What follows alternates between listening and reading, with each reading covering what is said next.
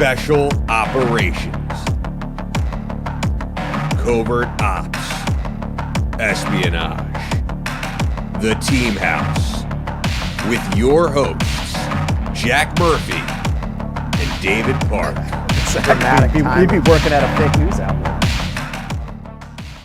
Hey guys, welcome to episode 166 of The Team House. I'm Jack Murphy here with Dave Park, Deed producing here. And we have our special guest tonight, James LaPorta, who's a former Marine and an investigative journalist at the Associated Press, joining you tonight on a Monday evening instead of our usual Friday.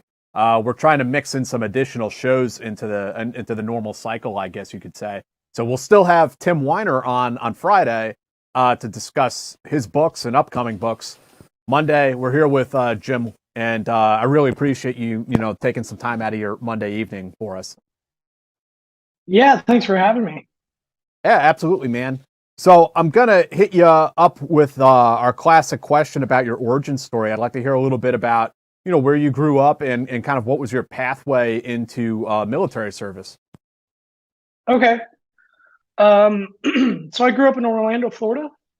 Going in the military was like getting out of Orlando, Florida. Yeah. Mickey Mouse runs that place, and I was ready to get out. And so I went into the military like 10 days after high school. There was also still Iraq is going on. Ramadi had just happened in 05. Fallujah in 04, and I still had memories of 9/11.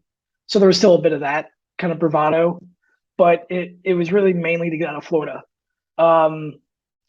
So joined the Marine Corps, went to Parris Island, South Carolina. I was an infantry contract. Went to 3 months of boot camp and then 2 months of School of Infantry training, and then hit my first unit, which was 3rd Battalion, 8th Marines. Did most of my time in the Marine Corps with 2nd Battalion, 8th Marines, our sister battalion. Also worked down at Parris Island, South Carolina, teaching recruits how to shoot. Went back to the School of Infantry and worked there. And then I hit up Afghanistan in 2009 and then again in 2013, and then finally rotated out in 2014. So that's kind of the military origin story in a nutshell. Cool. So what was it like going over to Afghanistan in 2009? By that time, the war is fairly mature. Did you think, we were going to be there another 10 years? No. Well, I felt more that way when I went back in 2013 because President Obama was trying to end the war by 2014. 2009, the war was expanding. Mm-hmm. I was a part of President Obama's surge of troops into Afghanistan. In particular, my battalion, 2nd Battalion, 8th Marines, was selected to go the furthest south that any unit had been in Afghanistan. So we headed down to southern Helmand province, and the objective was to leapfrog over the British Army. And so we were July 2nd, 2009, which is Operation Kanjari, which translates to Strike of the Sword. It was the largest helo insertion since the Vietnam War, or at least that's what I was told. It was basically to stop, because the Taliban would run supply routes through the Bahr Shah in waste southern Afghanistan, and then resupply their forces north in Afghanistan. So our objective was to cut off those supply lines in southern Helmand, and so that's what 2009 was. To me, it was like a culture shock. I didn't realize how rural it was and how biblical it was. You kind of expect Moses to walk around the corner, and then a lot of them, a lot of the Afghan populace thought we were Russians when we first showed up. Because that's just what they remembered. Mm-hmm. So they thought we were Russians when we showed up, and then they also thought Cobra helicopters. So they thought Cobra helicopters were like large mosquitoes, and they thought Harrier jets were like aliens. So it was just really weird, talking to people who had no concept of what those aircrafts were. But no, it was really a culture shock. Can you tell us a little bit about that airborne, or I should say, air assault infiltration into the southern part of Helmand? You said it was like the largest that had been conducted since Vietnam. Yeah, I think it was like 4,000 Marines in total that took over, the southern portion of Helmand, and we had to do it in waves. So I remember, we launched at a Camp Dwyer, and I remember it was cold the night before. Like I do remember in the middle of the night, before we launched on the helos, getting up and like walking over to the Porta-John and just sitting in the Porta-John, despite the smell, despite how disgusting it was, just sitting in there because it was so freezing cold, and it was also, how like in Afghanistan, like I forget what it's called, but like during the summer, like the winds pick up.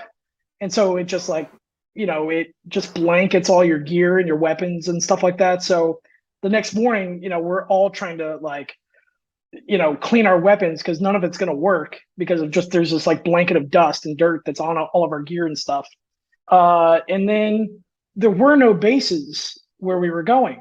So we had to carry everything. So each one of us, it's like that. The way I can describe it is like, if you ever saw like Band of Brothers where they're about to jump into D-Day and they just got so much gear and equipment on them that they can barely kind of stand up. That's kind of how it was. Is guys were having to help guys put their backpacks on because the backpacks were not meant to carry that much gear and that much weight. Neither were so the everyone Marines. Just looked. Yeah, right. Yeah. So I mean, you could see the benefit. The VA claims just racking up as each person puts their backpack on. Like oh man, that guy's knees are not gonna. And yeah. So like I remember I was carrying like a mortar round in my backpack, like an ungodly amount of 7.62, grenade, like just stuff I would just not normally carry. And I was also I carried a parasol, so I already had weighed down like 600 to 800 rounds myself of just my own stuff. And then I had all this other stuff. And then the plan was, okay, we're going to load up on the helos and everybody's going to carry 2 like cases of water. So the plan is you get off the helo, drop your 2 cases of water, drop your backpack, and then get into the fight. That was the plan. It didn't go that well. They landed us into like like the fields were freshly like plowed. So it's like running on the beach and you're weighted down. So, it was a nightmare. And we landed at like 7 o'clock in the morning and the temperature is already like climbing into the hundreds, and so for the first like 20 or 30 minutes around the ground, it was pretty quiet, and then the shooting started, and we started getting shot at just kind of all day. I didn't fire a single round on July 2nd, 2009. It was incredibly frustrating because they were engaging us from such a distance that I couldn't even see them. And I also didn't want to fire back. I really worried about like accidentally killing someone that I did not intend to kill. And so I was really frustrated with getting shot at and not being able to return fire. But I mean, things became really real when me and my team leader, who's still in the Marine Corps, stood up to engage. We finally saw a target. We stood up to engage, and they fired an RPG. We both ducked down. RPG flies over the head, and I look behind me and it explodes and almost takes out our rear echelon. It was like something out of a movie. Like it didn't seem real, like it was one of those, like, did that just kind of happen sort of things. It's the same reaction when, people saw planes going into the towers on 9/11. It looked like a movie. Right. And, again, the temperature's climbing. People are starting to go down for heat exhaustion. luckily nobody's gotten hit yet. And then the call comes over that the PJs are coming in. And so my squad was tasked to go try to secure a landing zone for the PJs to come in because, okay, now someone's gotten hit. The person who had gotten shot was Lance Corporal Charles Seth Sharp of Marysville, Georgia. He had gotten shot in the neck. There's video of it. There's a documentary on Netflix that I participated in. It's called Turning Point, and there's video of him dying. Jesus, because Frontline, PBS's Frontline was with us, and they embedded with us, and were taking video. And so he gets shot in the neck. His buddies are like yelling out to him to like kind of like wake up, and he's out of it. And so they finally pick him up and they run him down the road and push into a building. Corpsmen start working on him, but it's just, you know, he doesn't make it. But it was the first time I'd ever seen, you know, I'd never heard of a PJ before that day. I didn't know who they were. And I mean, those guys are heroes to me. Like, I love the PJs. Like, I mean, you talk about guys who, and I saw their Black Hawk helicopter, and the guys who fly them too. I saw that Black Hawk helicopter do things that, like, I didn't know a Black Hawk helicopter could do, because like the Black Hawk, it came in and went almost straight vertical, and I thought the tail rotor was going to hit the ground. It went straight vertical and then landed, and then you just saw these PJs jump out. I mean, I didn't know who the hell they were, yeah, like, you know. But I mean, those guys were awesome, you know. But the firefight started at like 7:05 in the morning, and it didn't stop till probably around 4 or 5 that afternoon. I mean, it was an all-day engagement. And the other thing I remember about that day was, you know, when I was going through the School of Infantry and they were teaching us how to dig 2-man fighting holes, I used to think that was really stupid. Like, I was like, this is so dumb. When am I going to do this? Like, it's not World War I. right? You know, when are we going to fight in trenches? My first day in combat is when I was going to need it, because you couldn't stand up because of just how much, you know, the volley of fire. So we started digging 2-man fighting holes in the prone. You know, we took out our E-tools and started digging. And I was like, I remember that thought of like, oh yeah, this is when you'll need it. You know, your first day in combat.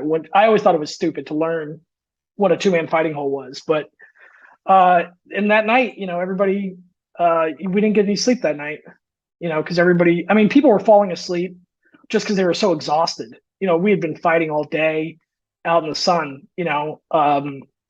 Guys started shooting they thought trees were moving, you know, so they started shooting at trees in the middle of the night, you know. But we were exhausted. And I think it was like by the next day, our company commander was like, we need to start rotating these guys in and out of sleep, because they're not going to last if we keep up this sort of op tempo. But that's kind of the first day in a nutshell. I didn't talk too much. How long did that operation go on for after that? Well, from that we went into sustainment operations, because the goal was to establish a permanent sort of combat outpost. It took a few days to establish, to like find a permanent place. Eventually we did. We were so actually Operation Ganjari probably went into July 3rd and maybe into July 4th. I'm not sure exactly when that operation stops and then goes into kind of sustainment operations. But we took over a school that was, so this is let me back up. So this is Minnepachte, which is on the outskirts. It's on the outskirts of Garmshire, in Helmand province.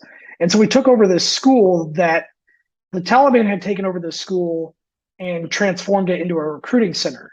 And it was right next to a marketplace. And so we established a company outpost there. And the near goal was, we're going to open this combat outpost there, and then hopefully that will reopen the market next door, and people will start to feel comfortable coming back to the markets and, you know, buying and selling of goods, that sort of thing. So that was the near goal. But Operation Kanjari probably lasted, I would say, July 2nd into maybe the 4th, maybe the 5th. I'm not exactly sure. It sounds like you guys were like out there flapping for quite a while, though. Oh yeah, and we're like living off the ground. Like there was no, I mean, this stayed true for the entire deployment. Like there were no showers, there were no bathrooms, there was no. I think we had. I think each platoon had one satellite phone, but the squads were all over the place at different like outposts.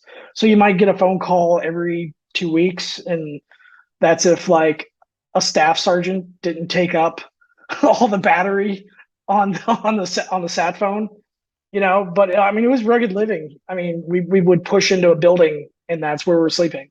There were, I think total time. I think I probably went 4 months without a shower. And I don't know if they have them in the Army, but we have like these like frog camis, which they're really breathable, but they don't hold up to the terrain. So everybody's like ripping their pants, I mean, we look really ragged, But yeah, I mean, it was rough living. So it sounds like best of times, worst of times. Right. The objective was to continue pushing south. Like you were like on foot clearing south, it sounds like. Yeah, I mean, it was basically to clear the supply routes going north. That was the main objective. And so we were trying to cut off the choke point.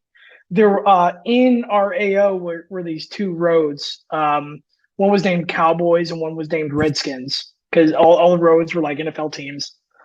And those two main supply routes would go north and supply Taliban forces in northern Helmand or into another province. And so our whole objective was to cut off those. And then eventually that turned into, making the community safe so people felt comfortable voting in elections when the elections would come around, things like that. It was very, it was offensive in the beginning, and then it quickly turned to counterinsurgency. And how long were you guys over there on that trip? It was a 7-month deployment, but I think combat time, it was July 2nd to, I think we got out of there late October, early November. So that was full, like total combat time. But I mean, there's only like 1 month that I can recall where we maybe got into maybe 1 or 2 firefights. But other than that 1 month, it was like 2 or 3 different engagements a day. Just because we were the only unit down there. I mean, it was crazy. And we lost 14 Marines across the battalion that summer. Our company lost 2. A whole bunch of I don't know the number of our wounded, but I will say we got lucky. I mean, it sucks to say that it was 2 guys, but yeah. I mean, the amount of times where so many of us like came so close to dying, it could have been way worse, and which is funny though, because if you ask any of us, how do you feel about this? Despite how many firefights we're getting in, everybody almost had the same answer. It's like, well, at least we're not in the Korengal. At least we're not in the mountains like the Army, because that sucks. So that was kind of like, luckily, like most of the terrain down there was flat. Yeah. We didn't have mountains. It was mostly like farming. So like the worst was there was a lack of cover. There was a lot of concealment, lack of cover, but like when you would go into like the fields, like the humidity would rise. So if it's like 100 degrees outside, if you're walking through one of the like farming fields, the temperature would go up to like 130. It was crazy, but compared to the mountains, I thought we had it pretty, like we lucked out. Yeah. Because, the combat video that I've seen from like the Korengal and the Hindu Kush is just ridiculous. It's just, you're fighting an enemy that's above you. Like that doesn't even make sense to me. Yeah. But it's like you say, I mean, the flip side of that is you guys had no cover. And there's there are few worse feelings than being shot at when there's absolutely nothing to get behind. Right. Yeah. I mean, that was one of the, we'd get into the fields, we'd have concealment, and then we'd start taking rounds in. And it was one of those, like, everybody starts pushing everybody, like start running and get to the nearest building as fast as you can, Yeah. And then it got into like, because as our tactics changed and adapted, their tactics changed and adapted. And then so they started, laying in IEDs throughout the fields that we were using for concealment. So then we started patrolling up rivers. And it really felt like, I mean, I've never been to Vietnam, but that's kind of how it felt. It was like, I was like, I bet this is what Vietnam was like. Painted Black is playing in the background. Painted Black. Yeah. And guys are like, and it's so hot outside, guys didn't mind getting into the water, which didn't look like water. Like the water was like black and brown, but then we had to change those tactics because then intelligence reports started coming out that they were laying tripwire just above the water surface. So then that cut off those routes. So then we had to, change those tactics too. So, I mean, I really respected the Taliban for like their ingenuity. Like they could make an IED out of like anything. And I just didn't have the knowledge of that. So I was always kind of like fascinated with like, because they could take like a plastic bottle that looks like it's crushed and it looks like just a piece of trash on the ground and it's actually a pressure plate. And if you stepped on that piece of trash, it would, it would connect it would complete the circuit. And then there's an IED going off. But I wouldn't have the wherewithal. I'm a young, dumb grunt. Like, so I was kind of like really impressed by just how good they were.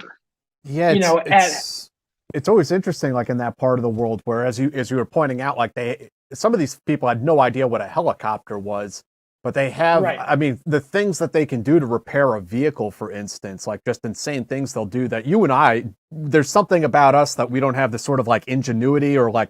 I don't know what that certain type of thinking that people who live in really impoverished areas are able to improvise, right? Yeah, no, you're absolutely right. Like I would have you're right. Like they could take just simple things, which was crazy because they didn't have anything. Like I've never seen that level of poverty before. Yeah, and I always considered myself a poor kid. Myself, like my dad was a truck driver, my mom worked at McDonald's, and so we were always living paycheck to paycheck, and sometimes we didn't have enough money to pay all the bills, and all my clothes were like hand-me-downs and stuff like that. And I remember seeing their level of poverty and feeling kind of guilty about calling myself a poor kid, because this was kind of the first time I'd ever seen real poverty, and I was like, I felt really guilty about just calling myself that, and I haven't really adopted that moniker since then, just because I'm like, man, you have no idea what poverty is, right? until you see it with your own eyes, right? Like most of those houses don't have not even one light bulb. Most of them didn't. I mean, they didn't have electricity. They didn't have access to clean water. Very little food. Right. But despite their poverty, I found just regular everyday Afghans to be incredibly hospitable, offering you what little they had. Yeah. And that's where I kind of felt bad for them, where they were trapped between, the big American war machine and trapped between this Taliban force that was also, very oppressive themselves. And so they were just trapped in the middle trying to get to the next day, and then that's where sort of the talks became of like, the counter narcotic missions started to come about, and it's like, well, that's all they have. Like, I understand they're growing marijuana. I understand that they're growing poppy, which gets turned into heroin. But if they started growing corn, they're not going to be able to provide for their family. Nobody's going to export the corn from them into another country. So that's where I kind of felt bad for like just your everyday Afghan farmer who was told, hey, you need to stop growing poppy or you need to stop growing marijuana. Because as you guys know, in certain situations, they're forced to grow that stuff. Mm-hmm. And if they stop, now their family is in danger from the Taliban. So it was just this, this catch-22 of like, what's the right answer, So, as after this whole insane experience, you're no longer. I think chaps called it a ribbonless bitch, and is that what they call it in the Marine Corps? Well, for us, it's like you're no longer a boot. Yeah. Yeah. You're no longer a boot. You got some ribbons on your, you don't look like you just got out of boot camp. Yeah, like. What was it like coming back home from all of that? I mean, it's like reverse cultural shock, right? Coming back home from Afghanistan. Oh yeah, I mean, it was surreal. I remember my buddy and me were sitting in an Applebee's, and we're just kind of like, I don't know, we're just like, we're not saying anything to each other. Like me and this guy, his name's Greg Butera. I mean, we were in every firefight together. We were in every fighting hole that we dug. We stood post together. We did everything together. And I remember we were sitting at an Applebee's, and it was this weird thing. It's like the whole world is happening around us, and we're just like sitting there, not talking, and just kind of staring. And the thought was like, finally one of us said, 2 weeks ago we were getting shot at, and now we're at an Applebee's. And it was that surrealness, where we realized that the whole world had not stopped. Yeah. Like to us, it was like the whole world stopped, but in actuality, it hadn't. And it was coming to that realization. Yeah. And what seeped into that was this feeling of like that nobody really cared. Right. Yeah.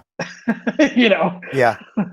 Nobody really cared, which is a horrible feeling, especially when you just lost your friends, and you got funerals to go to, and you got the battalion memorial you got to go to, and then this feeling seeps in that nobody really cares, and that the world really didn't stop, that the world just kept living on, and nobody around you has any idea about what you were doing just 2 weeks ago. It was that really surrealness. And then, after the memorial services and after the funerals and a little bit of leave, like 6 months to a year later, I just started to get angry. Like I was just walking around pissed off and not really knowing why. And by this point I had moved, I had re-enlisted, and I had gone from my battalion to Parris Island to teach recruits. And there was one day where this recruit had, I was teaching recruits how to fill out their data books, and this recruit had fallen asleep in my class, and I went off on him. Like, you're going to get people killed. You're not dependable. All your Marines are going to die because you fell asleep on post. I just went off on him, and I felt myself getting angrier, like I was going to punch him in the face, which thankfully I didn't, because that would have been the end of me. But after I yelled at this kid, I walked past him, and I went outside and kind of broke down near a tree. And it was after that I was like, okay, I need help. I need to get into therapy because I'm just so angry, and I don't even know why I'm angry, So yeah, coming back was like, it was very surreal, but then it was just these feelings that I needed. It was one of these things, like I needed to deal with all these feelings, and I needed to go through the process of like dealing with them, which, at the time, the Marine Corps was still very much, I will say this, the Marine Corps has done a lot of work to try to destigmatize post-traumatic stress. But at the time it was not, it was still very much like, well, if you go see a therapist, you're seen as weak. So that's just not something you did as an infantryman at that time. I will say it's gotten way better, but at that time you just didn't do that. So you started going and like seeking out some therapy sessions, even at that point, before you got to the second deployment. Yeah, no, I started going, but it was not steady. So if I remember correctly, there was like you 50,000 Marines. You came to that realization a lot faster than most of us, though. Oh yeah, I mean, well, I was just something. Well, like I don't know. It was this feeling of just walking around angry, Mm-hmm. And then there was right around that time, I put a gun in my mouth. My ex-wife walked in and stopped me, thankfully. But yeah, so I got into it. But the therapy at that time was not consistent because, if I remember correctly, it was something like 50,000 Marines between permanent personnel between Parris Island, South Carolina, and Marine Corps Air Station Beaufort, which was near our base. And there was something like only a handful of therapists between the base. So when you went in to see the therapist, they'd be like, okay, we had a good session. I'll see you in like a month or 2 months. And that's just not, I needed something week to week. Right. Right. And I was also very adamant about, for me personally, I was very adamant that I didn't want to go on pills. I didn't want an antidepressant. I didn't want, whatever, Zoloft or whatever. I just wanted to talk. I just needed someone to talk to and sort of tell me what was wrong with me, and so that made it hard because of the amount of clients they had. Mm-hmm. I remember with my one therapist, I was making a lot of progress, and he basically got burnt out and retired. And so that caused me to revert because I felt like now I was going back to step one and that I had to kind of retell my story. And by that point, I was already sort of annoyed by having to retell the story over and over and over again. So, I quit therapy for a while just because I just didn't want to have to go through the whole process of having to tell another therapist, And in the meantime, you're kind of like on trajectory to deploy again in 2013. Right. Yeah. So I stayed at Parris Island for 2 years. I had felt incredible guilt because my buddy Greg had redeployed back to Afghanistan. And I felt so guilty because I wasn't there. Like we had come so close to death so many times. It was, I've said this, like, if he'd have died on that deployment where he had gone back and I'm down at Parris Island teaching a bunch of recruits how to shoot, like, I don't know if I'd have made it, because like he was closer than family. And so luckily nothing happened to him on that second deployment when he went back and I didn't go with him, but I was so guilty for not having gone. So this guilt was lingering. And so I heard that my battalion was going back in 2013. So I cut orders from Parris Island back to my old company, and then I went on the 2013 deployment. But my role was different. So by this point, I'm a sergeant. I was an infantry squad leader, but I was in college. I was going to American Military University, and I was taking like courses in like Homeland Security. Mm-hmm. And my company commander was like, hey, you would do good in intelligence. And so they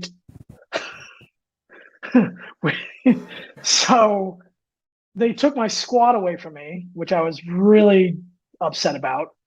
And they put me in charge of an intelligence cell, which at the time I was really upset about, but in hindsight, I kind of loved it because I think that was my pathway into journalism. And so, yeah, so I was, when I went back in 2013, I'm the head of an intelligence cell. But not only that, I'm kind of a liaison between our intelligence cell and other intelligence disciplines that are in country. So it turned out to be a really cool job, but also kind of sad because, working in intelligence, as you guys might know, it's like, it's like the Wizard of Oz, like the curtain gets pulled back. And it's like, well, look at just how bad everything is, and I remember getting, 150 emails a day about just how bad things were going in Afghanistan, and having to go through each email to get down to the 3 emails that pertain to my area of operations, but yeah, that's kind of what happens in 2013. And so what kind of, when you got back, what kind of made you decide to leave the Marine Corps at that point? Did you have any sort of like transition plan? Am I going to go to college, or this is what I want to do with myself? No, I actually didn't want to get out. I was trying to re-enlist for my third enlistment. I just fell into a horrible fiscal year in terms of re-enlistments. So it's 2013. My fiscal year of re-enlistment is 2014, and which just so happens to be the year that President Obama is trying to end the war. And anytime you try to end a war, you become over budgeted in terms of your personnel. So I essentially got laid off. Is Wow. what happened.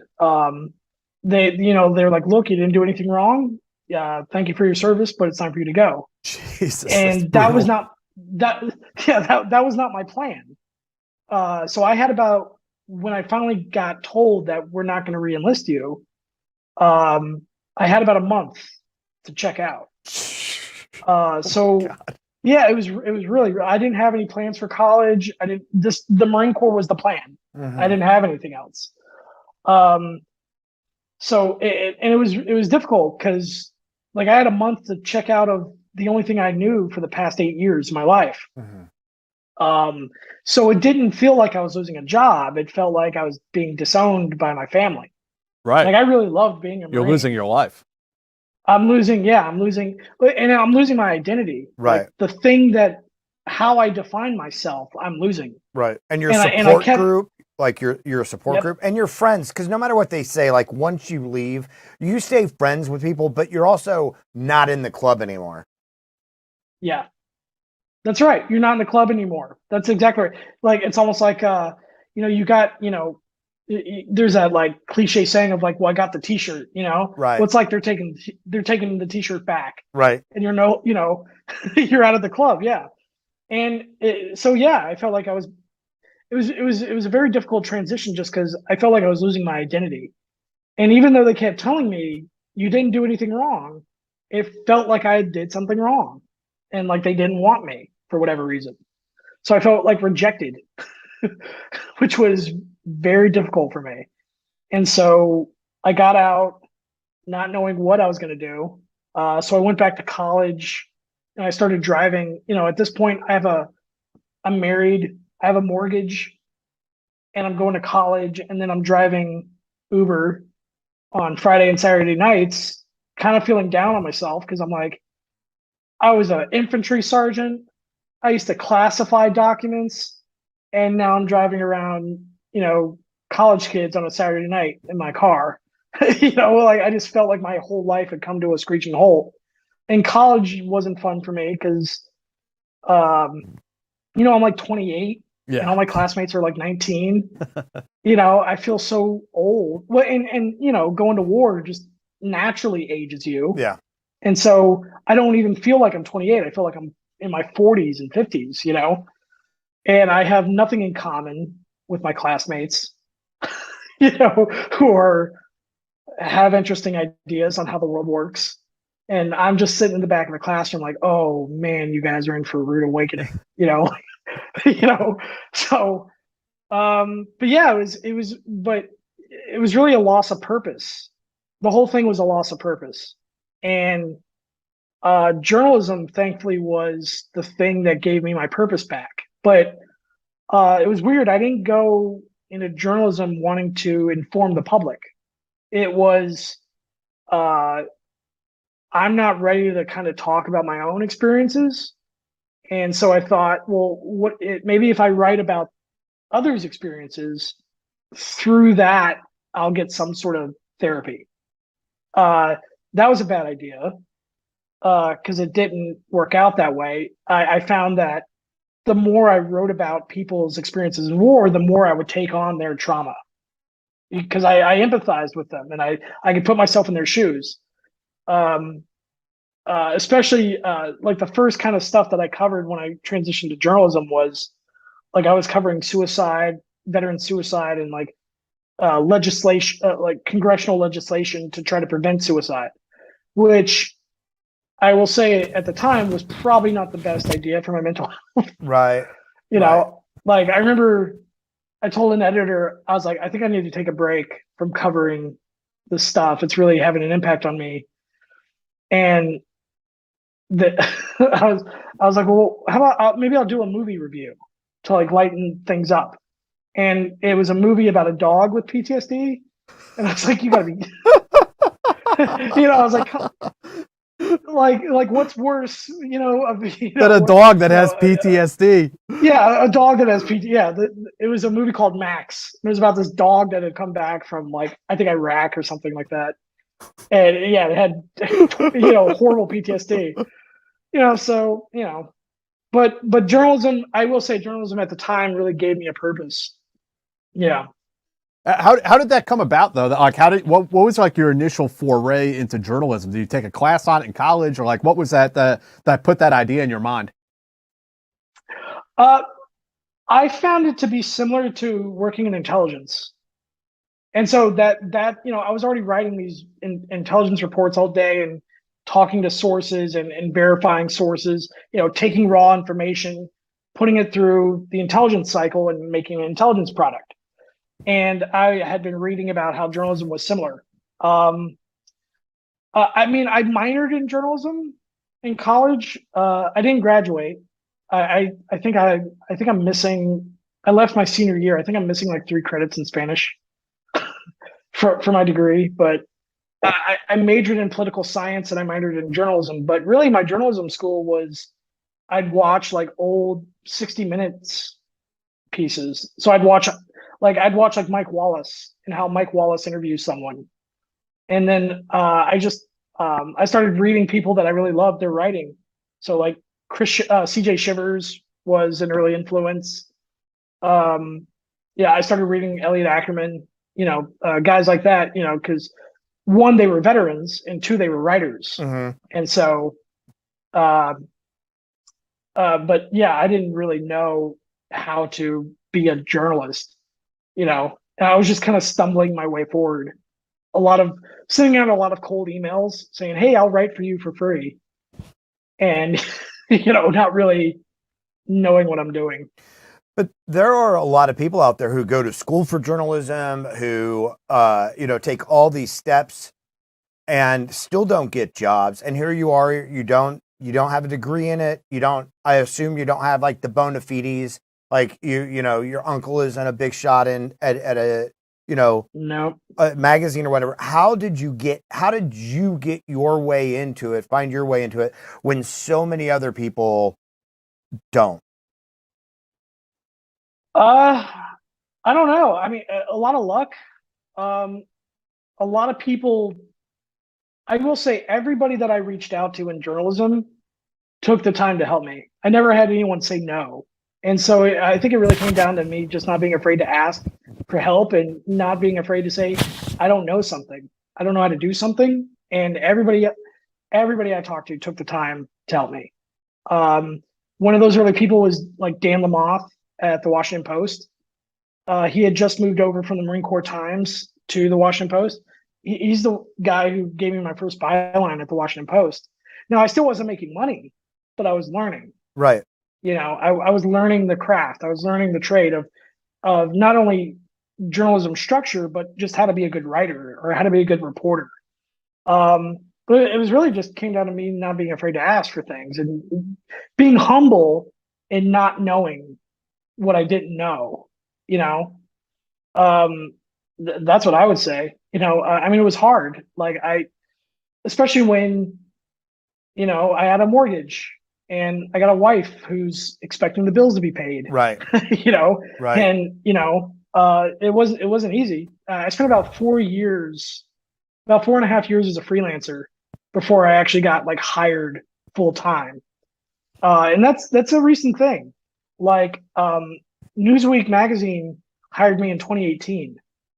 So I spent a lot of time just on my own without healthcare and just kind of hoping that I was putting out enough articles to pay the bills, and it was always a struggle from month to month, figuring like, am I going to be able to cover the bills this month? How did your very first article happen? Did you have an idea and you reached out to somebody? Like, how did that happen? So my first toe dip was I was still in Afghanistan in a tent, and I started to get some inklings that they might not accept my reenlistment, and so I didn't know, but I started to get that inkling, and so I was I'm in my tent in Afghanistan with horrible Wi-Fi, and I found it was an outlet called Policy Mike, which I think today is like Mike.com. And my first editor was a girl named Laura Diamond, who she later told me, "Oh, my dad's Jamie Dimon," and I was like, "Oh, okay."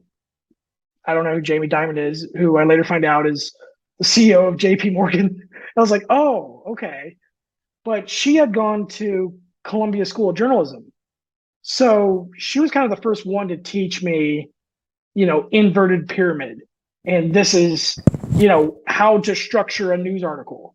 And I was kind of learning that, but I learned that from just reaching a cold email that I sent from Afghanistan. Wow. And she took the time to, and that's when I was kind of just like, if this military thing doesn't work out, what am I going to do after this? Right. And so I was just kind of dipping my toe in. But I mean, I didn't really, I don't know. I've always had imposter syndrome when it comes to journalism. I don't know. I still have that. Like to me, like real journalists are like Bob Woodward, and like those guys, like Carl Bernstein, like those kind of guys. I just feel like I'm a guy that knows some things. And I don't know why I still have that, but I don't know. Maybe it's because the way I came up. But I've never really felt like a journalist.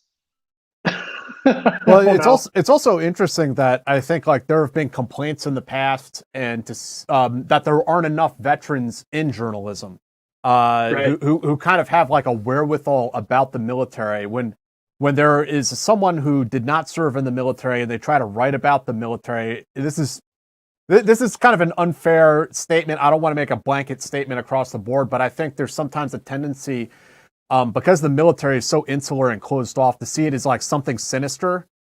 Like there's kind of like something, what's going on these bases. Like there's something very dark happening about going on inside these bureaucracies. Whereas someone like you that comes out of it and decides to write about the military, like that you know the good and the bad. Like yeah, there are some dark things, but also it's a lot of like good things and a lot of Joes just waking up at 05 in the morning doing PT and doing good things, right? So I think there's a real difference in perspective. Yeah, well, I mean, it's that separating of, separating the soldier from the policy. Mm-hmm. You're right. Like a lot of the military is 18 to 25, and it's people who are just they love TikTok and they love Avenger movies, and they're just trying to do the best job that they can, and that is separate from the institution itself. Which the institution can at times not make the best decisions, and so, yeah, you're absolutely right. But at the end of the day, it's, I like having more veterans in journalism because I think they are a conduit to help people understand that the military is just a microcosm of larger society. Mm-hmm. Yeah. That's all it is. We're not that separated. We're not that different. Mm-hmm. Yeah, I might wear a uniform every day, but that's you wear a uniform when you work at McDonald's or you work at Wendy's. I mean, we're not that different, and I think that's what veteran journalists can do is bridge that divide, also, I mean, I've said this before, I see journalism just as an extension of my military service. I'm just serving the American people in a different way. Mm-hmm. Nolan, one of my early people that I learned from is Nolan Peterson, who he covers Ukraine over at Coffee or Die. He's a phenomenal reporter, especially a conflict reporter. But he had this quote on his email that I stole. And I love this quote. It was journalism is just as important to the survival of democracy as the armies that guard its borders. And I absolutely agree with that. I think that's one of the reasons why the founding fathers wrote it into the Constitution, because they understood the importance of a free press as well, to be a check on government institutions. And what better person to do that than a veteran who's been in the institution? Sure. It's almost like having an insider, right? Yeah, the military doesn't really like that though. No, they don't like that. Because there's nowhere for them to hide when they talk to you. Yeah. Oh, like I remember one of my favorite exchanges was I was at a press conference in DC, and John Ismay over at the New York Times had been hounding. I think it was the Secretary of the Navy that he'd been hounding, and the Secretary of the Navy had been like dodging him left, right, and center. But John Ismay, before he was a New York Times reporter, he was an EOD officer, and he was specifically asking him about like cluster bombs and how dangerous cluster bombs are, and how soldiers were getting hurt by working around cluster bombs. And the Secretary of the Navy had just been dodging him for months, and finally he cornered him at a press conference.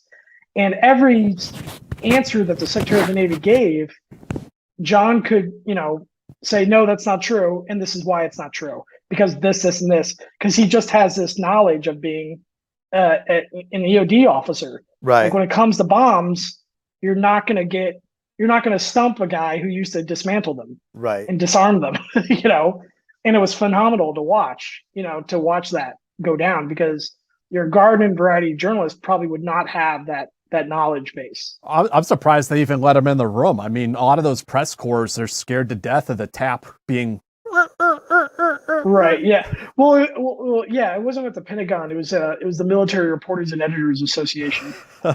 Yeah. And so, the Secretary of the Navy showed up thinking, I'm going to give an afternoon speech to a couple journalists. Yeah. That's hilarious. He stepped into it. Yeah. He stepped into the ant pile, Speaking of which, I'd love to hear the story about how you got banned from Camp Lejeune. Oh, yeah. Yeah, that's a story. So I was a freelance journalist at the time. I was doing mostly freelance work for the Daily Beast and the Washington Post. A colonel who, full disclosure, I used to serve under this colonel. He was once my commanding officer.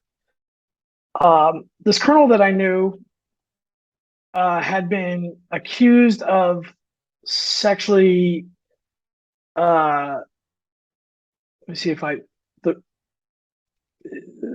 inappropriate behavior with a minor, I'll say, because I'm not sure if it's molest or assault. I'm not sure, but inappropriate behavior with a minor of one of his officers' daughters. And so he was brought up on a number of charges under that. And I started investigating him for 9 months because I knew who he was. I knew kind of all the players. And I worried about bias in my reporting.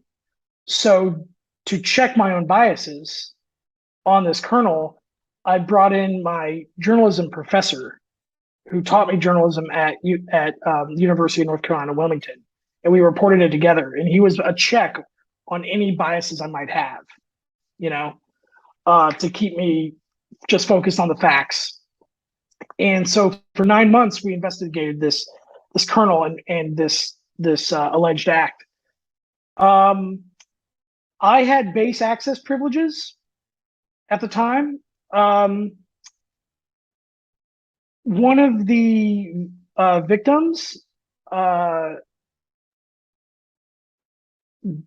the time, I'm trying to remember correctly, they didn't trust, for whatever reason, they had a deep mistrust of Camp Lejeune public affairs.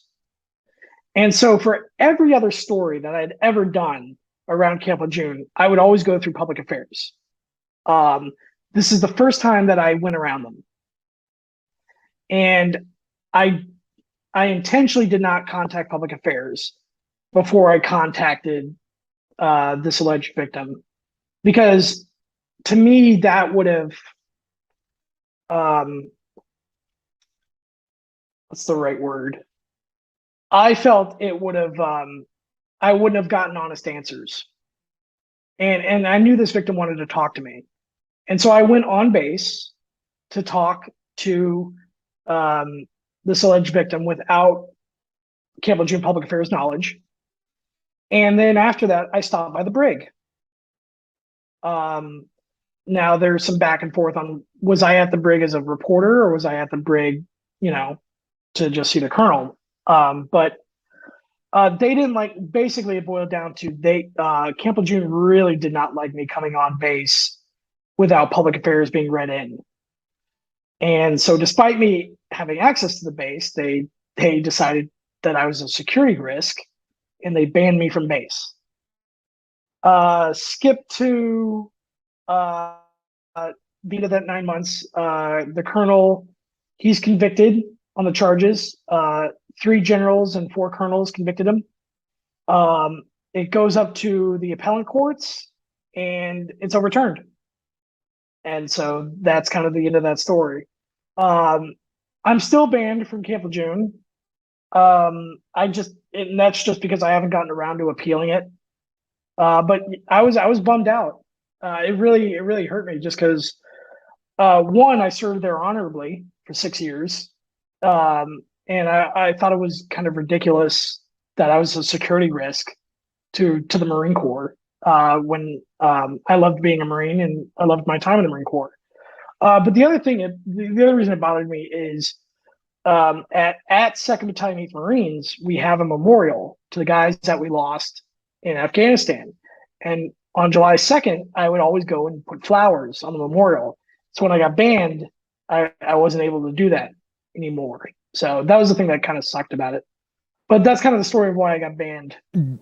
Jim, this also brings up an interesting, sidebar to this whole conversation about veterans and journalism. And this is a personal observation that, you can accept or reject. But do you find that it's quite difficult to be a veteran in good standing with your prior branch of service or unit or whatever, but also be an investigative journalist trying to objectively report on that area of service?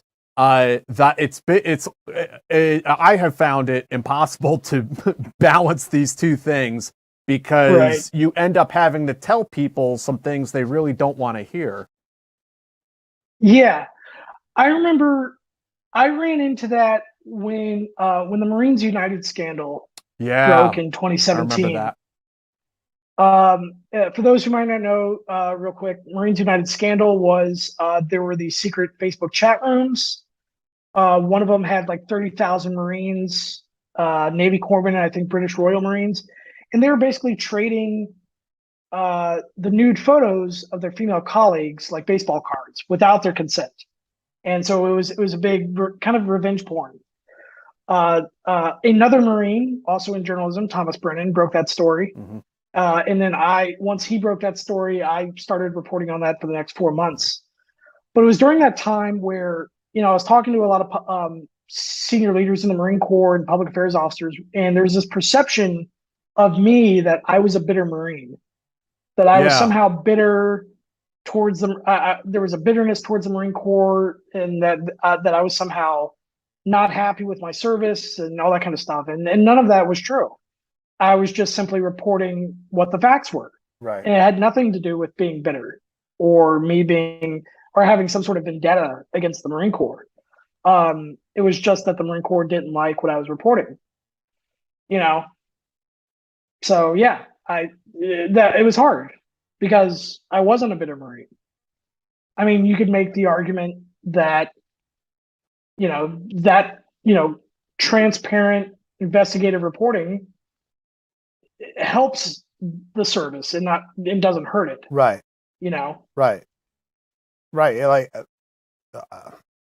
I mean, if you allow bad behavior to fester, it's sort of like reporting on war crimes, right? It's like and I'm not comparing the two. I'm just saying that if you allow bad behavior to fester, then are you really honoring the service in that way? Right. Well, and oftentimes the military does take that stance. I mean, it was just recently that, the Army secretary was asked about low recruiting numbers in the Army. And her response was, well, there's a lot of bad press. I remember that. Yeah. And so she tried to blame the press. Yeah. So to me, it's like, well, that falls into, the problem is not the problem. The problem is that you're pointing out the problem. Right.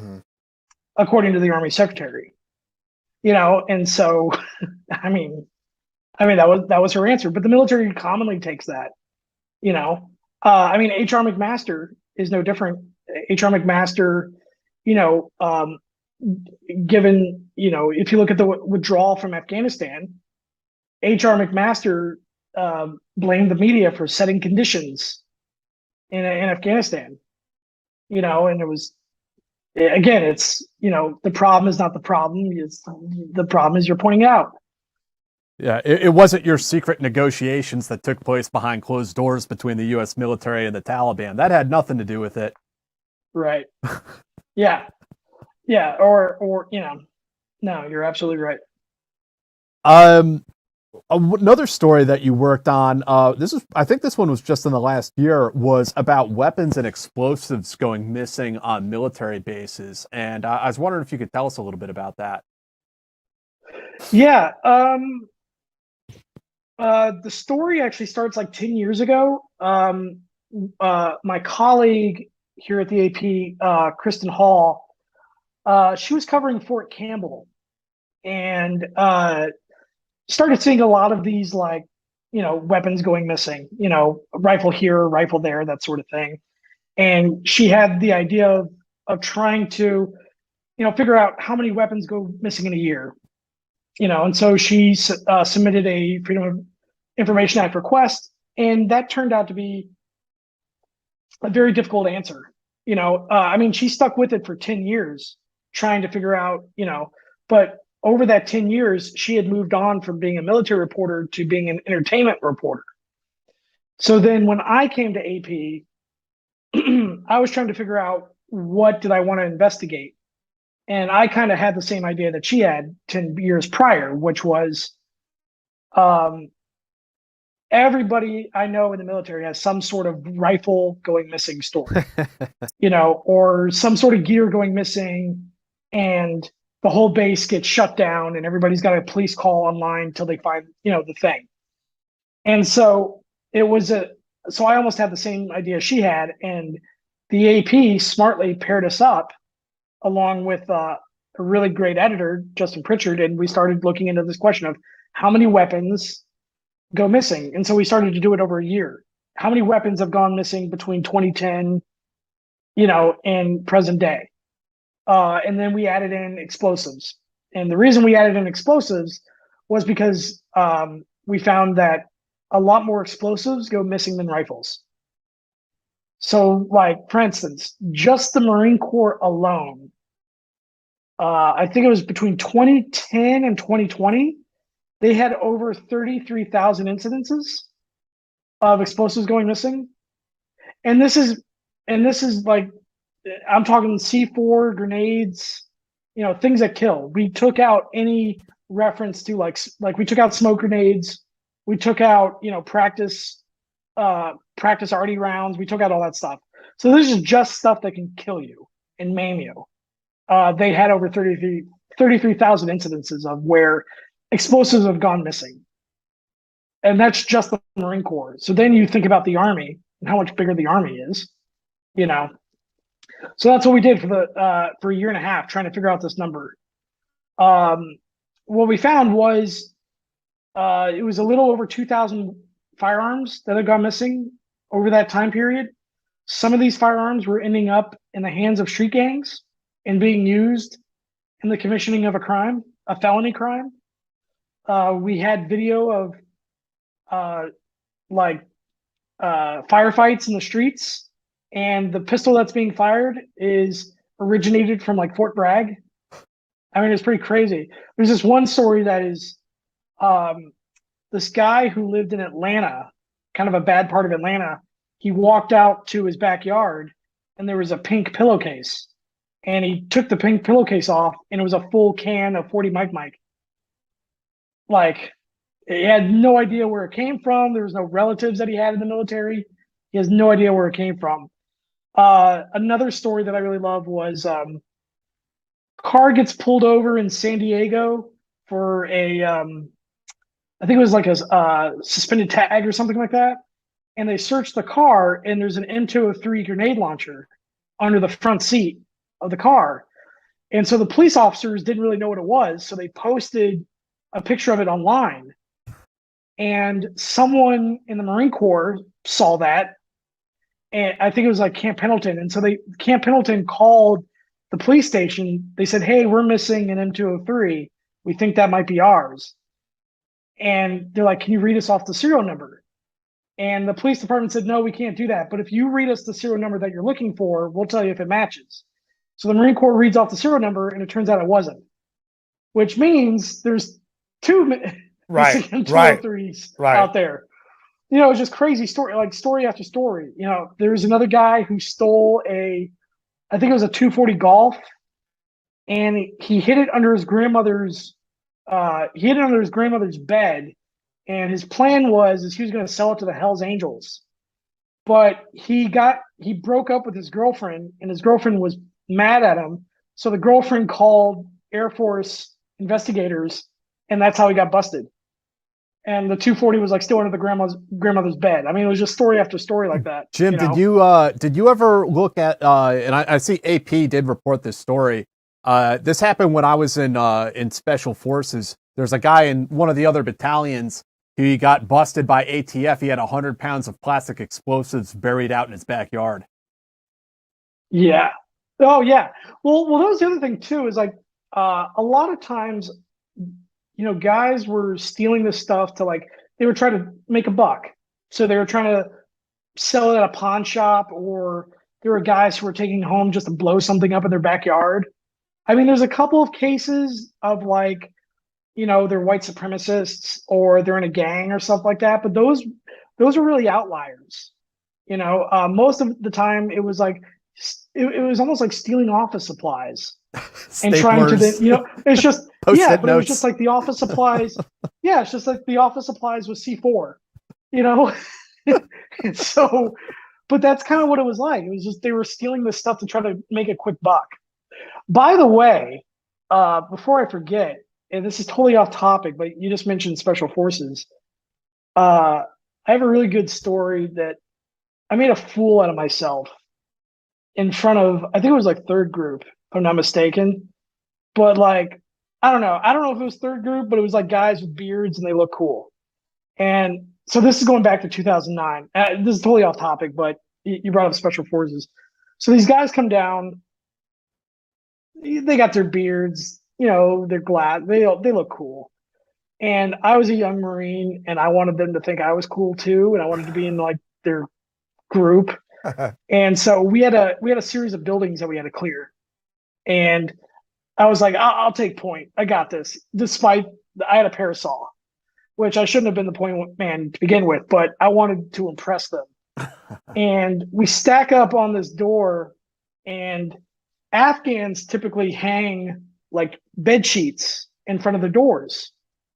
And I was like, I got this, guys. And so they bumped me into the room, and the barrel of my saw ripped into the sheet, and I panicked, and I wrapped into it, and I was basically just twisting into the blanket, thinking I'm about to get lit up.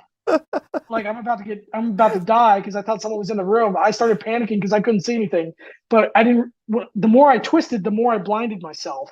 It's like a Scooby-Doo cartoon. Yeah, and I finally got the blanket off me and off my gun, and there's nobody in the room. And these guys are just like, "Are you all right?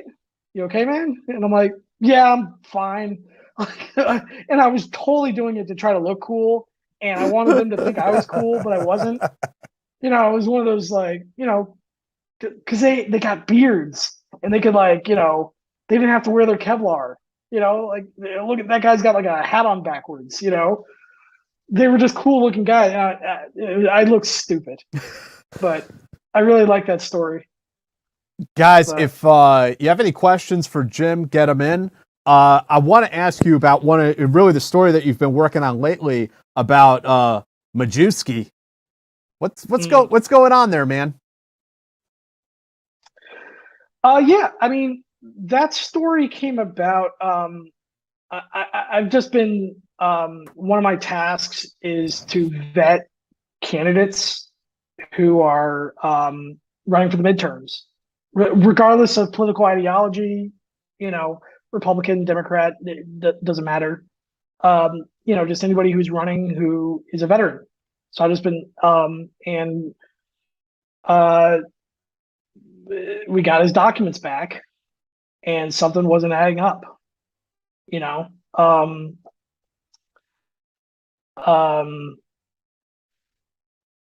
this is a congressional candidate in North Carolina, right? Ohio. Ohio. Yeah, okay. He's the so he's a Republican candidate for Ohio. He's running kind of on the moniker of I'm an Afghanistan combat veteran. And we started to pull his records, and there's nothing in his records that indicates he was in Afghanistan. And so we started asking his campaign, like, can you provide us with anything? Anything that would, confirm that he was in Afghanistan. I always take great care in these kind of stories because I don't know if you guys know the Admiral Mike Borda story. No. So back in 1996, I remember this. Yeah. Admiral Mike Borda was the chief of naval operations, the head of the Navy, and Newsweek was going to accuse him of wearing 2 medals from the Vietnam War that he didn't earn. And these are low-ranking medals. It was like a NAM with a V and a Navy Com with a V. And Borda was someone who really, really loved the Navy. Like he lied to get into the Navy at like 16, something like that. He was the first sailor to go all the way from the lowest enlisted to the head of the Navy. He's the first sailor to ever do that. And at the time in 1996, the Navy, every good thing that the Navy did, they would step into another scandal. And so Borda was trying to correct the ship, but they kept hitting rough seas. And Borda didn't want to bring another black eye on the Navy by being accused of wearing medals that he didn't earn. And so he drove home and he shot himself in the chest and he killed himself. 2 years later, it turns out that he actually did earn the medals. And it was just a paperwork error of why they weren't on the record. And so I always kind of keep that story at the forefront of my mind when I'm doing stories like this. And so, we kept going to Mr. Majewski's campaign saying, can you provide us with anything? And some of the material he provided us with was, a DD-214 that did not show that he was in Afghanistan. He provided a picture of him. It looked like he was in a bunker, but there was no context to the picture. It didn't show where he was, and it also didn't show when this photo was taken. There's no context to the photo, So yeah, that's kind of been our reporting lately on Mr. Majewski. And you guys reported that, he's maybe stolen valor is a term sometimes gets applied to people who didn't serve. This guy actually did serve, but he doesn't have, as far as we can tell, as far as your reporting can tell, service in Afghanistan. And then he did that press conference and he said his deployments are all classified and he can't talk about them. Right. Yeah. Which, to be fair, there are classified deployments. That is a real thing, but they're usually everybody that I've talked to about people who have gone on classified deployments. I've talked to several national security lawyers, talked to SEALs that have gone on those kind of deployments. There's something in the DD-214 that shows that they went on that deployment. Right. Right. So there's usually something listing that. I'm not sure about, classified deployments and stuff like that, which, I don't know. Well, I don't know the thing is, though, is generally if there are those types of deployments, because saying something was classified is generally like an immediate alert for stolen valor, right? I went to jump school, but it was I went to the secret sniper school, right? Yeah. So right, and generally a place like Afghanistan is not, even if you're in a classified unit, with, there's still going to be history of deployment if the area is not classified. And this dude was like an AOPS guy, right? He wasn't like some high speed, Splinter Cell Sam Fisher dude. Right. He was an aircraft loader. Mm-hmm.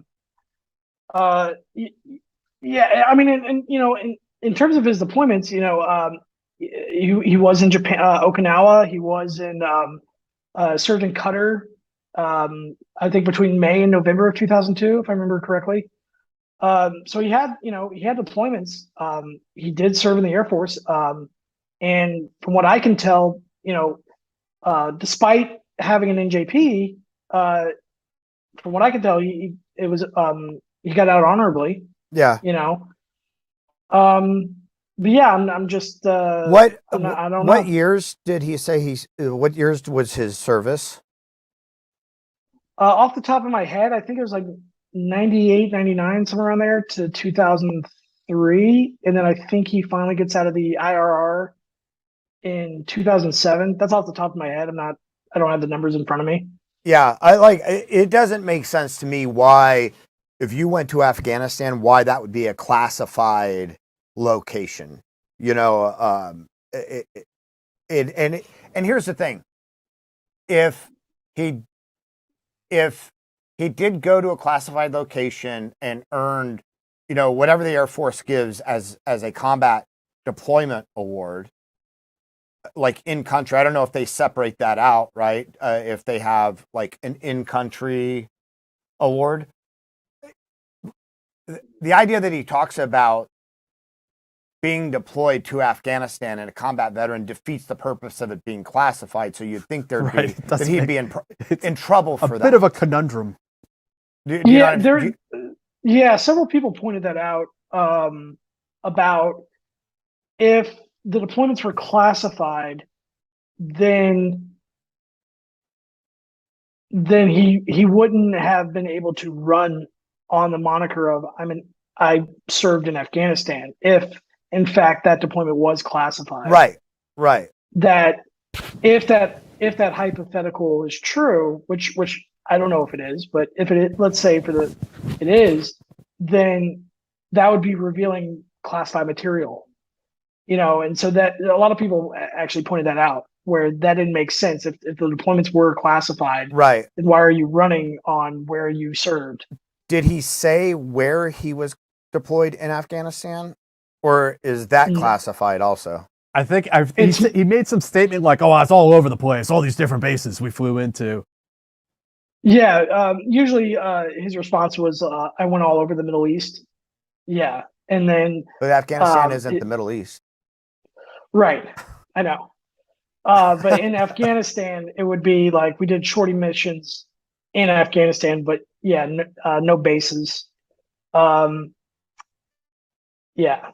Yeah, like that just makes no sense. Like maybe if the unit was classified and he was in, some, like there'd be a cover unit, but he might have gone to Afghanistan for logistics purposes, right? But what I'm saying is the deployment would be there. The unit would just be a cover name, right? Like there has to be a name for the unit, right? And I will say for the AP and the Associated Press, I will say like we haven't said that he is stealing valor. We have not used the term stolen valor, and that's for the legal because that is a legal laws, distinction. Yeah, on the books right. now. Yeah, and usually there's an element of fraud to that. There's an element of like financial gain to the person. Mm-hmm. So that's so we have stayed away from that. I know most people use that term, but I just wanted to make it clear for this podcast, the AP has not used that term. Sure. Just because that is actually like, that's like saying someone, again, it's a legal distinction. Somebody's a murderer when they didn't actually. Right. I mean, yeah. But I mean, that would be for someone else to decide. Sure. I don't know. I mean, then there's got to be, then we have to come up with a new term for it that's not a legal term because that's also a term. Like we could say, like I would say that somebody were stolen valor if they just lied about, well, if they lied about having, an additional silver star or whatever, you know what I mean? Like, Right. even if they served and did an amazing job for their country, if you're lying about your awards or whatever else, that's still very sketchy. There does. I mean, separate from the Majewski issue, there does seem to be an issue with terminology, right? Yeah. Like Ranger. researching, I know you love writing. I've written like 6 or 7 of those articles, Jim, where you got to point out the distinction because some guy running for Congress is saying he's a Ranger, and you got to point out the difference between Ranger School and the Ranger Regiment. Technically, though, he is. I mean, I will be fair. I didn't know that. Yeah.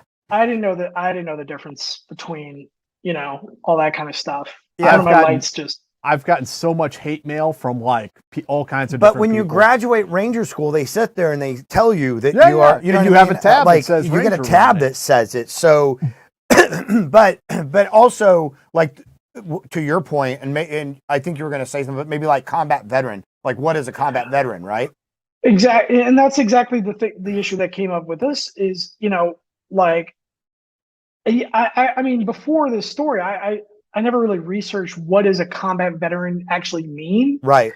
And from what I can gather, it simply is it's how the IRS taxes you. And has very little to do with actual combat that you saw. It all really depends on, did you serve in an area designated under executive order as a combat zone? And that's really all it comes down to. Interesting. But if you ask the common American what a combat veteran is, they'll usually tell you, well, it's someone who saw combat in a country where they were getting shot at or, getting bombed or something like that.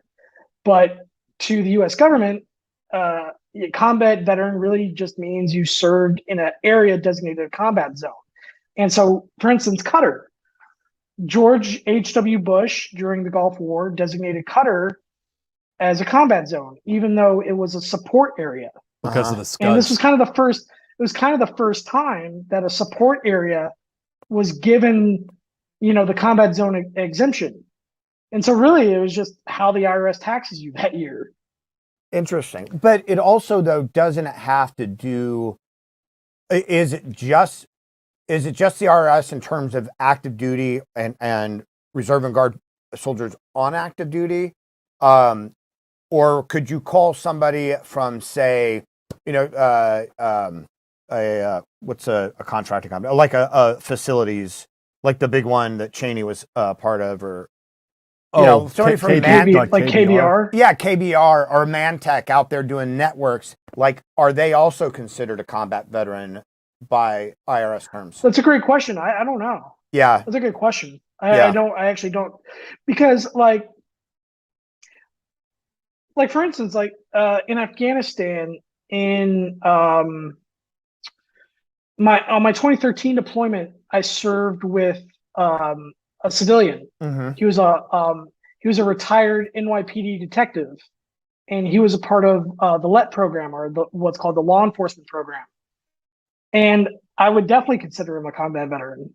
That's interesting. I mean, the guy had more deployments than I did. Yeah. And had probably been shot at a lot more than I had too. I mean, between his time in the NYPD, and the deployments that he did in Afghanistan.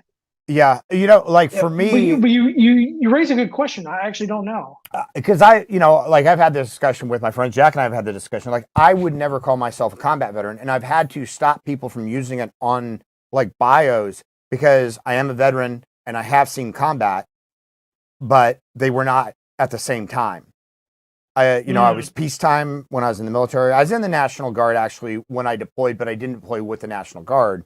I deployed as a contractor, working in sort of similar situations in advisory capacity, but on a lot of deployments and combat operations. But I would never call myself a combat veteran just because I don't want to get embroiled in that in the whole mess of semantics. And I don't want people to think that I'm misrepresenting myself. Right. But I wouldn't. No, that makes sense. But I wouldn't look at like the person that you like the cop. Like I wouldn't look at people in that similar situation and think that was stolen valor or anything. For me, it's just a personal choice because of the semantics of it, not because of any like sort of moral indignation or anything. Yeah, I mean, I know that's going to be a topic that we explore here at the AP, especially for the my editor. One of my editors, Ron Nixon, is a former Marine infantryman, served during the Gulf War, and we've been talking a long time about like a military style guide as an attachment to the AP style guide. Mm-hmm. And I think, combat veteran is going to be the next one we explore. Yeah. And what do we really mean when we say combat veteran? Just to provide, because I mean, if here we are, veteran, journalists, and we're also veterans of the military, and we're kind of like, I don't really, how would you really apply this term?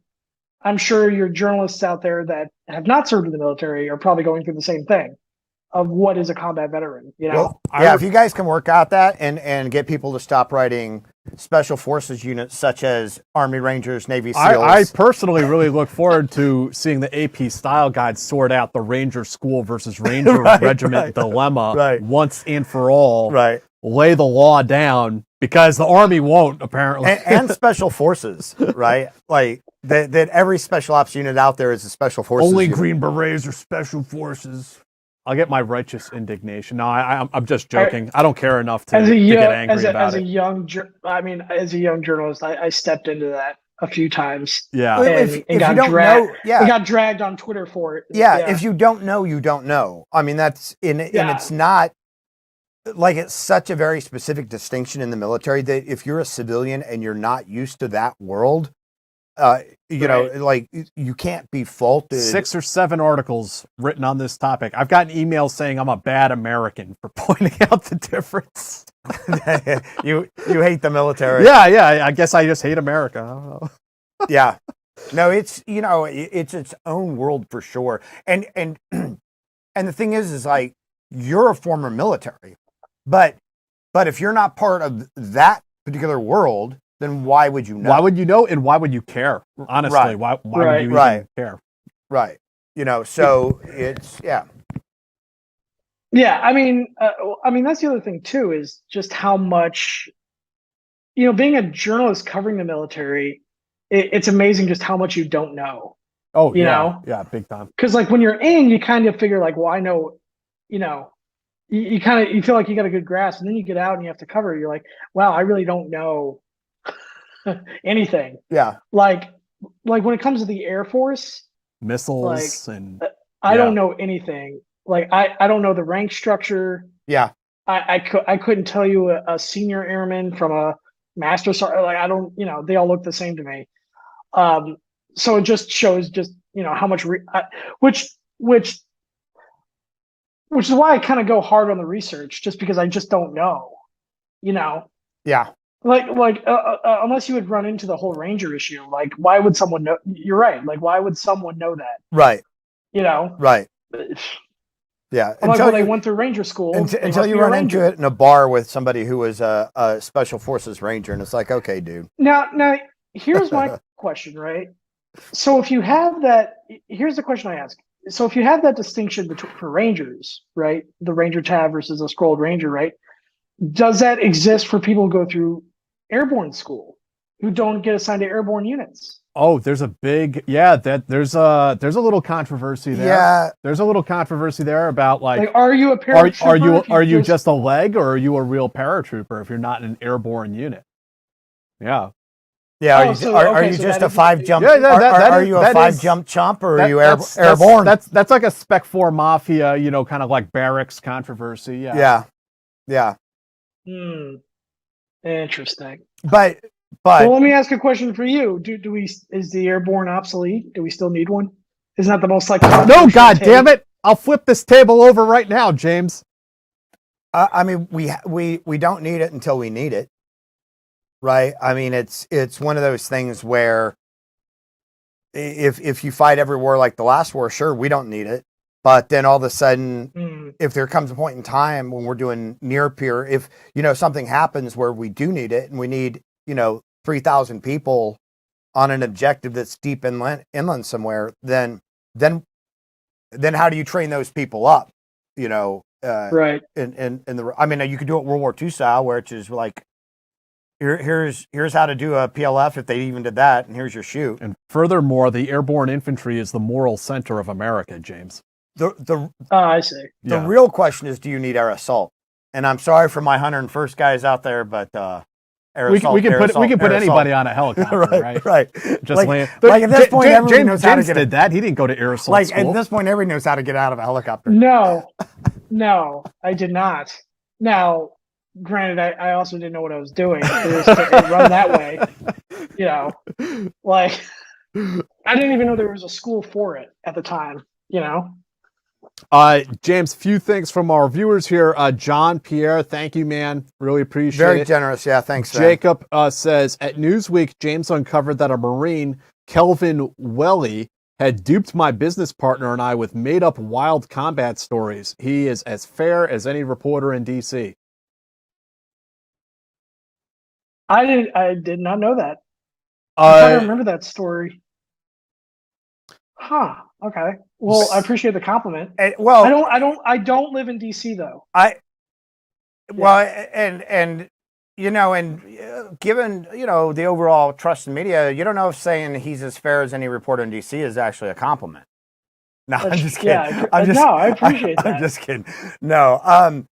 How do you deal with that, and not just in terms of you being a veteran and reporting on military issues that the military doesn't want to expose, because generally that's what reporters do, right? It doesn't matter if it's the military or Facebook or or a police department or JP Morgan. If a reporter's writing a story about them, chances are they don't want that story written. Right. But how does that affect sort of your personal life, if it does, and your professional life in terms of people's trust in the media at these days? I have found the two things that work for me is, one, to try to be as transparent as I can with how I got the information that I got. And so, when we, for instance, the J.R. Majewski story, right? When we originally put out that story, we didn't put out the documents of the documents that we obtained to write that story. And so my argument was, well, we should put those documents out there. So if anybody wants to see exactly how this story came together, they can read the raw material themselves. They can see the documents for themselves. So I think one is to try to be as transparent as we can when reporting a story of this is how I gathered the information. This is who I talked to, The second thing is, I don't know, again, I come from the freelancing world, and my heart, as much as I love national reporting, my heart is really with local journalists. And local journalists are members of their community. They live within their community, and that I've tried to be as accessible to people as I can. Like that's why my DMs are always open. I post my email, I post my phone number, and to where even if someone has a problem with me, I'll still, I want to be accessible, for any clarification reasons or anything like that. I mean, personally, in terms of my personal life in journalism, it's mostly just working long hours and, having to apologize. If I have dinner plans, it's like I'm on deadline, right? Or I have to make this phone call, right? That's kind of where it affects. But professionally, I think those two things, being accessible to the readership and trying to be as transparent as possible with how a story comes together. Yeah. And then when you're approaching sources for the first time, whether they're long-term, become long-term sources, or whether they're sources for a specific story, do you have to, are there not for you personally, but are there credibility issues or journalists hate the military issues that you have to overcome in order to get people to trust you, especially with veterans or whatever? or active service? Yeah. Well, that's where the my veteran background helps. Right. Because there are veterans and there are service members who don't like the press, and so that's where it helps. They feel comfortable talking to me because I've been in firefights. I've been in deployed before. I know what it feels like to lose your friends. Yeah. I will say most of the military sources that I have that have stuck with me for a long time were built not by building rapport with them, but because they watched my reporting. Specifically, and because I've asked them, like, why are you coming to me and not some other reporter? They specifically watched how I report on KIAs, because I had certain rules when it came to if a service member was killed in action. One of the rules was it's the only story where I don't scoop the Defense Department. So even if I have all the information and I could publish as soon as it happens, I don't. Right. Because I know, service members are about to go knock on someone's door, right, and permanently shatter that family. And so my fear has always been that they learn about the death of their loved one from a news story. Right. So even if I have all the facts, I hold it. So that's been a rule. The second rule I have is I don't reach out to the family, and that's just been a personal policy of mine. Like, I know not every person agrees with that, but I've never run into an editor that has had an issue. But my opinion is, like, they're going through the worst day of their life right now. Right. And the last thing they need to hear is from some reporter asking them how they feel. Right. And there are other ways we can still tell this story without bothering them. Right. Now it's different if they want to talk and they want to talk about their loved one, that I'll do that. But I'll find that out through, like, a friend or something like that. I try to stay away from the family. And the sources that I have taken note of that. And so in their mind, it's like, well, if I can trust them with those stories that are not national breaking news, then I can trust them with the more sensitive information, if that makes sense. Yeah. Yeah. James, last thing, what's going on in the future? If there's any of your work that you would be comfortable revealing about what you're working on, I'd also be interested to ask about what you see as, like, some future trends in the military as we're maybe in this transitory sort of phase. Where do you see military reporting going, maybe over the next 5 to 10 years? Are there any trends or themes that you see emerging? Well, it's an interest. Well, on military reporting, when I started military reporting, it's interesting how it was seen as every kind of outlet that I worked with. They always saw military reporting as niche, very niche reporting, like that. It's not. Military is not the Defense Department is the largest government agency in government, but it's not covered, say, like the White House. Right. And it's not covered like, say, Congress. So military reporting was always seen as very niche. But I think what I'd see a trend in is, with the wars in Ukraine, right? Or even not even military reporting, even like if you take mass shootings in the United States, right? I think news outlets are starting to realize the importance of journalists who have that experience of either being a veteran or covering the military, because it's such a unique skill set. It's like covering the cop shop. Covering police departments is a very unique skill, and so that's where I hope military reporting go, is that military reporting wouldn't be seen so much as a niche, that it would be seen in the same vein as covering, again, Congress or covering the White House, or even the State Department. And I would also hope that the VA becomes that too. The VA has historically never had a press corps, and off the top of my head, I can only think of a few dozen reporters who cover the VA. and it's kind of sporadic. Right. So I would love to see more coverage of the VA. And in terms of the military, I mean, it's going to be interesting to see, because we're still pushing towards near peer competition. The fifth domain is coming in, and we're all training for electromagnetic spectrum warfare. But we're also not meeting our recruiting goals. So what do you do? Right. When it comes to cyber, the question I always ask is, how do you define sovereignty in the cyberspace? That's always been my historical question. How do you define sovereignty? Because we know what so in a physical war, we know that if one country invaded another country, that would start a physical war, right? Well, what is sovereignty in the cyberspace? What are the red lines? Right. What would start a physical war if that cyber line, that digital line, is crossed? Right. Is something I wonder about. And it's interesting that if you ask 5 people about that, you'll get 5 different answers.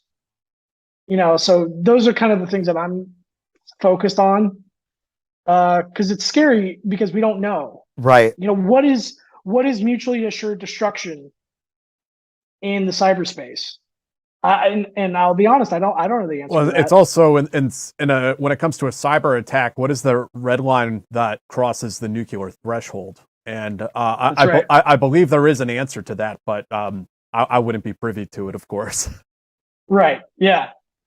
Yeah. I mean, if I'm not sure what I don't know what that answer is either. And the challenge with that, or one of the challenges with that also is attribution, right? Is that any time a nation state takes action against us in the cyberspace, they can work it off that it was some random hackers in our country. We can look at these advanced persistent threats, and we can know that an attack came from them, but you can't show how you know that without laying out your methods and protocols, and how your sources and methods and everything like that. So it's like you can't really prove it on the world stage.